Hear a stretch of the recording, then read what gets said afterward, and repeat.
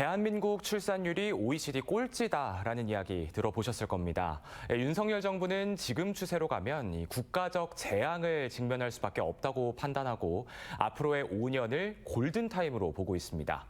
그만큼 특단의 조치가 필요하다는 이야기겠죠.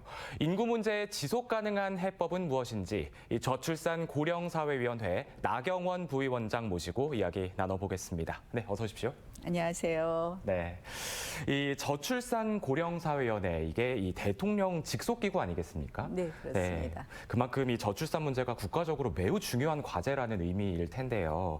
특히 지방은 상황이 더욱 심각합니다. 이 지역의 이 인구 문제 해결을 위한 핵심 대책 어디에 있다고 보십니까? 사실은 핵심은 지역 격차 해소라고 생각을 합니다.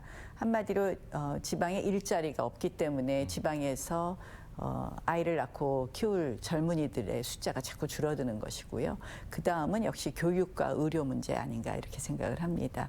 그래서 저희가 이 단순히 출산율을 전체적으로 증가시키는 것뿐만 아니라 지역 격차를 어떻게 해소할 수 있느냐에 대한 고민도 같이 하고 있다라는 말씀을 드립니다. 사실 이 지자체마다 충북도 그렇습니다만 이 그간 이 출산율을 높이기 위해서 또 앞다퉈서 이 출산 장려금을 확대해 왔습니다. 이런 정책들에 대해서 어떻게 평가를 하고 계시는지. 돈을 주려면 이제는 확실하게 줘야 된다.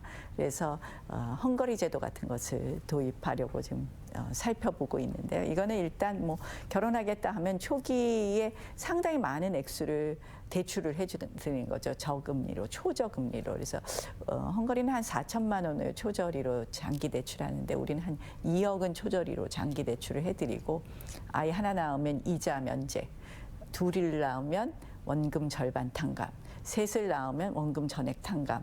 이런 정도 하면 조금 효과가 있지 않을까. 초기에 생활 안정을 할 수 있는 자금이 되지 않을까 이렇게 생각을 합니다. 아이 낳기가 요즘에 너무 힘들다. 그래도 아이를 낳아서 키워도 그럼 키우면 정작 내 노후는 또 행복할 것인가. 이런 고민들이 굉장히 많거든요.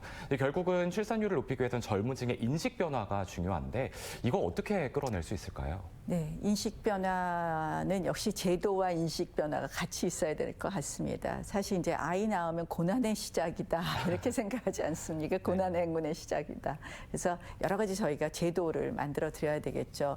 근데 저는 그 제도 중에 하나가 아이를 낳는 것이 예전에는 투자의 개념이 있었습니다. 왜냐하면 그 아이가 나의 노후를 좀 부양해 주는 게 있었는데 지금은 아이를 낳아서 기르면 그 아이는 전 노인을 같이 부양을 하거든요. 아이는 투자의 개념이 아니라 비용의 개념으로 남았습니다.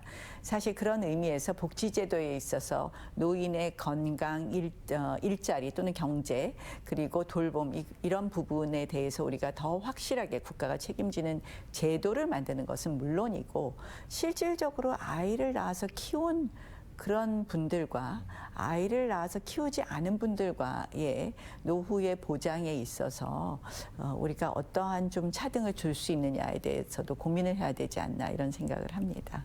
이 상황에서 또 이제 또 강력한 또 국민의힘의 차기 당권 주자로도 또 거론이 되고 있습니다.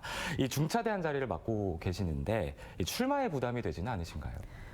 사실 많은 고민 중입니다. 저출산 문제, 기후 문제 이런 것은 사실 대한민국의 존망의 문제이고 인류의 생존의 문제인데 이런 부분을 좀 챙겨달라 하신 말씀이 있으신데요.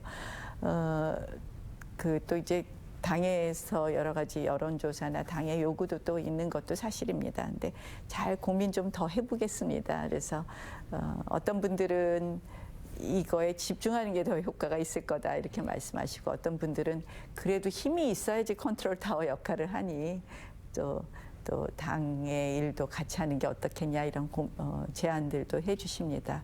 더 많이 깊이 고민하고요. 제가 어떤 일을 하는 것이 또 대한민국과 윤석열 정부의 보탬이 되는지 더 큰 고민하도록 하겠습니다. 네, 그 고민이 더해서 이제 보다 실효성 있는 저출산 고령사회 대책도 기대해 보겠습니다. 네, 오늘 말씀 고맙습니다. 예, 고맙습니다.